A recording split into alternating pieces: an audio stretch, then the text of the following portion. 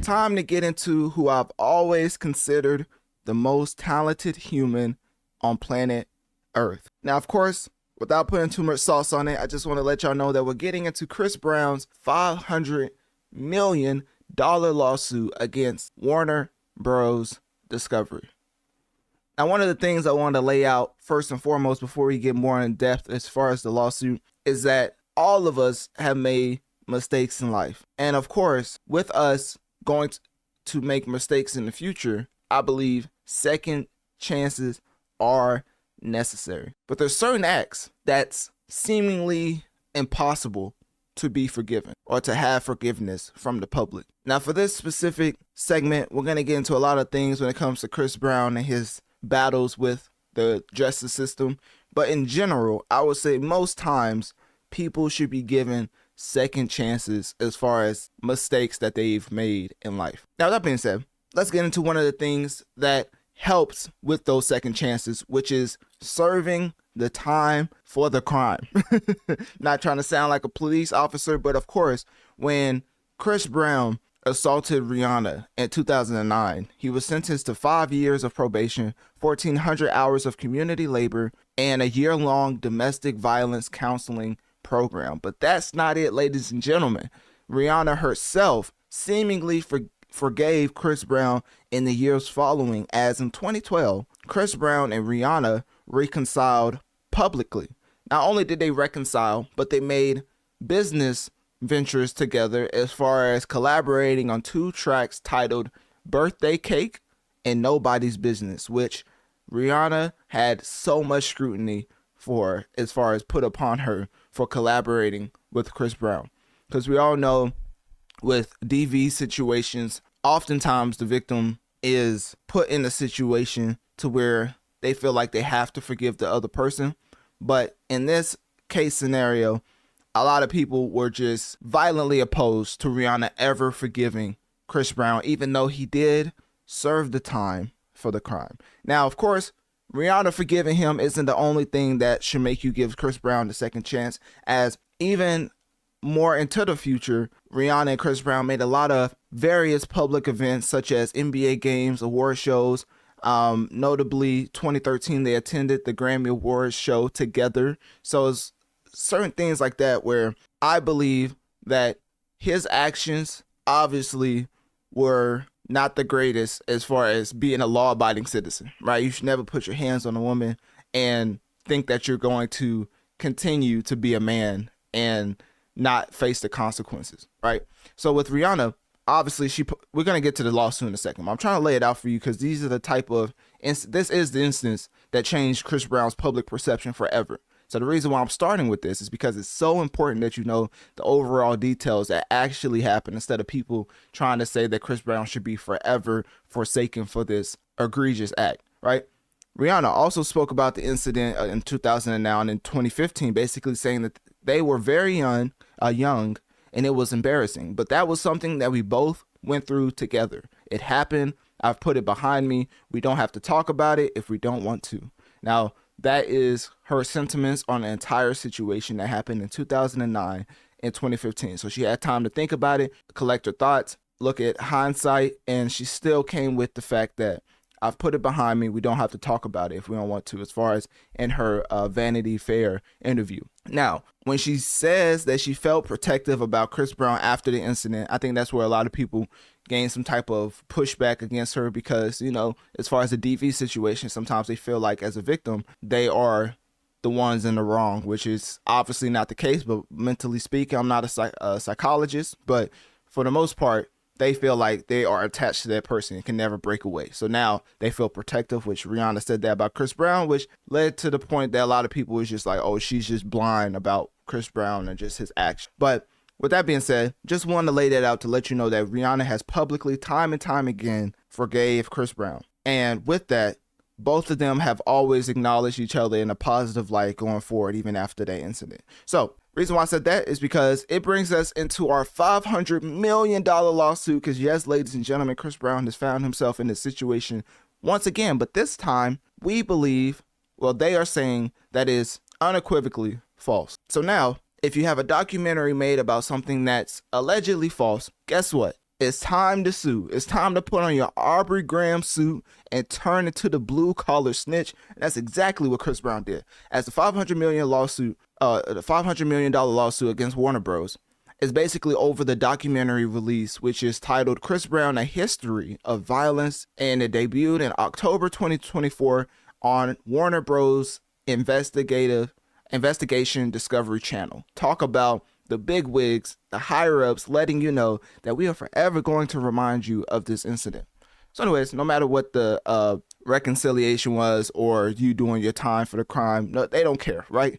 Public opinion is indefinite as far as them putting their ultimate, I forget what the word is. Basically, them giving you your sentence, right? The public perception sentence is indefinite if they feel like if it still fits the situation. So anyways, this lawsuit was filed January 22nd, 2025 in Los Angeles Superior Court, and Warner Bros. Is obviously being sued, along with Ample Entertainment and individuals involved in the documentary's production. And the reason for it is because Chris Brown and his history, as far as even after Rihanna, and a lot of things that the documentary was talking about was, quote unquote, from Chris Brown's lawyers, it was false information. And now the lawsuit is claiming libel and intentional infliction of emotional distress. And then reputation damages, of course, you're a public figure, but then when you get into the lawsuits being false, allegedly, and then them promoting it as if it's true, talking about the history of Chris Brown violence. So now, with that being said, this documentary is said to damage his public image, and now they want financial, they basically want financial damages. Well, the financial damages sought is right now is $500 million, with a portion pledged to support survivors of sexual abuse. So they want some compensation for the for the reputation damage and then for the defamation. So, which, those two are the same thing. But one of the biggest things to talk about in this documentary, because there's a lot in the documentary. If you haven't watched it, I don't know, as far as understanding both perspectives, I'm always a proponent of that because I feel like that makes you overall more aware of the situation. So if you want to watch the allegedly false documentary, one of the things that stood out was Jane Doe accusation in 2022, where Jane Doe basically claimed that Chris Brown, that's pretty explicit, so it's PG podcast, so we're going to try to say that it was a lot of drugs involved, and he allegedly forced himself upon Jane Doe on Sean Diddy Combs' yacht in 2020. Man, Sean just get his name thrown in all type of situations at this point, right? Jay-Z and now Chris Brown.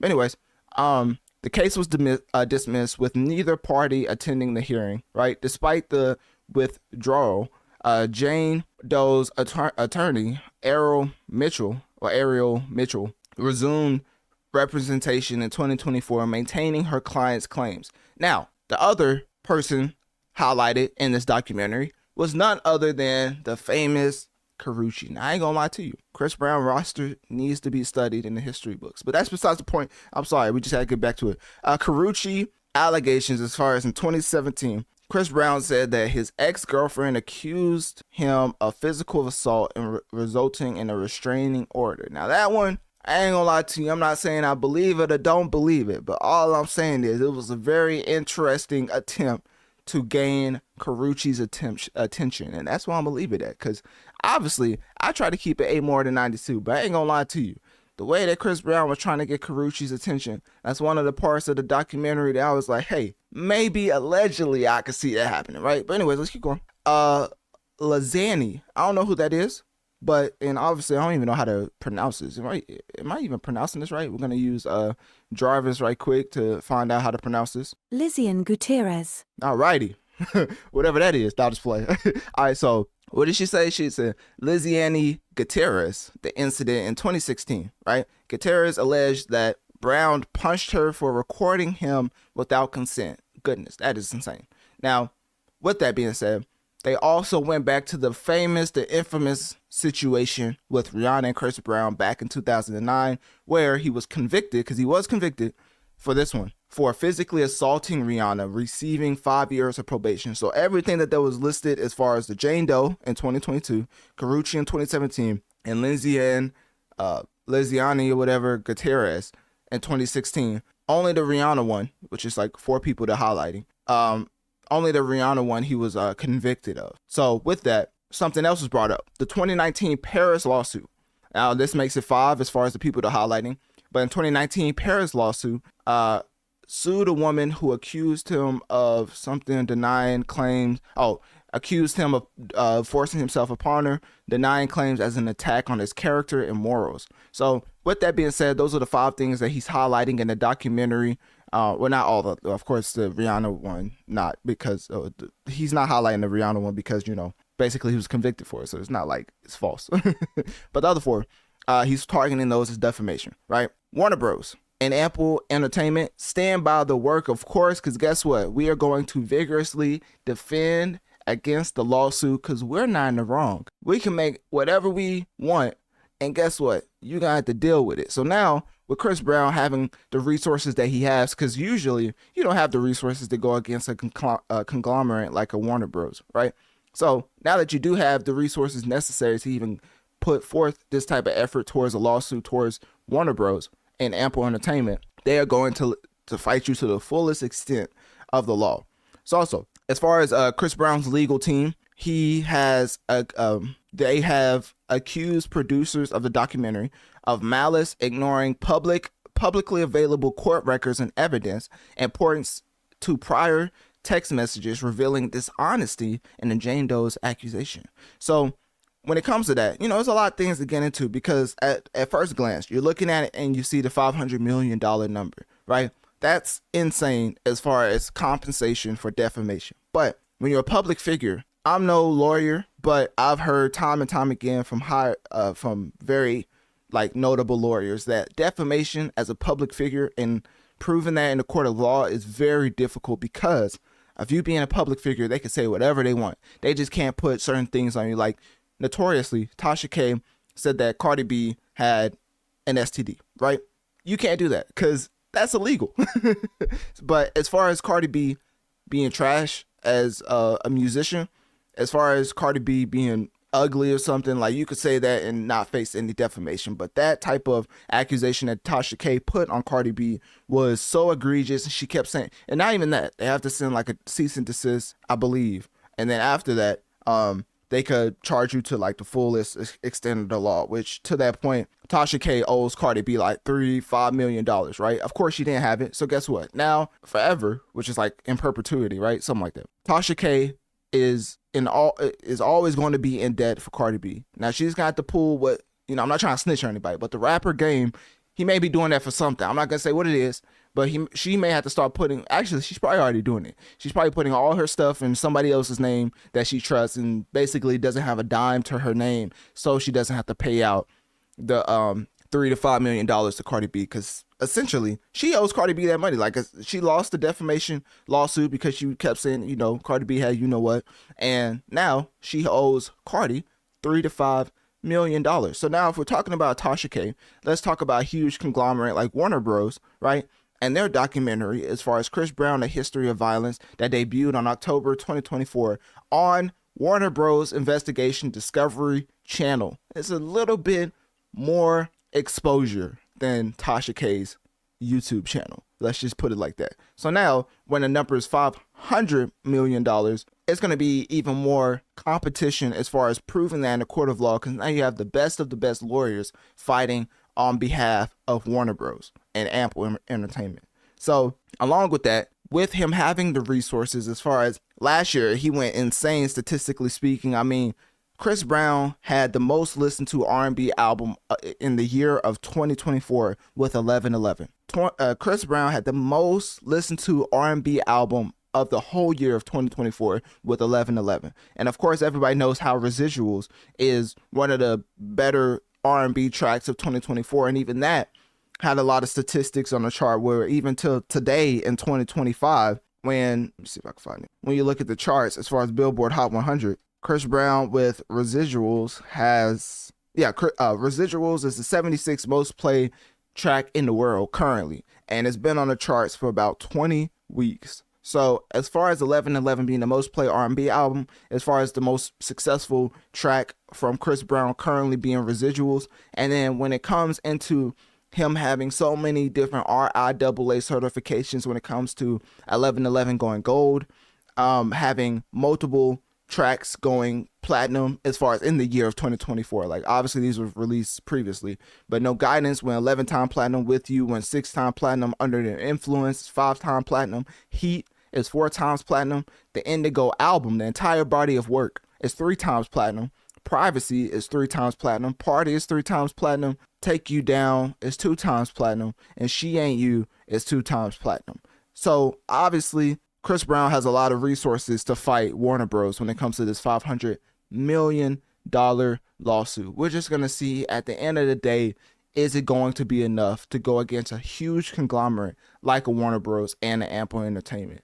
But with that being said, click my link tree in my bio. Let me know on one of my social medias. What do you think about Chris Brown versus Warner Bros. Discovery in this $500 million lawsuit? And who do you think is going to come out on top?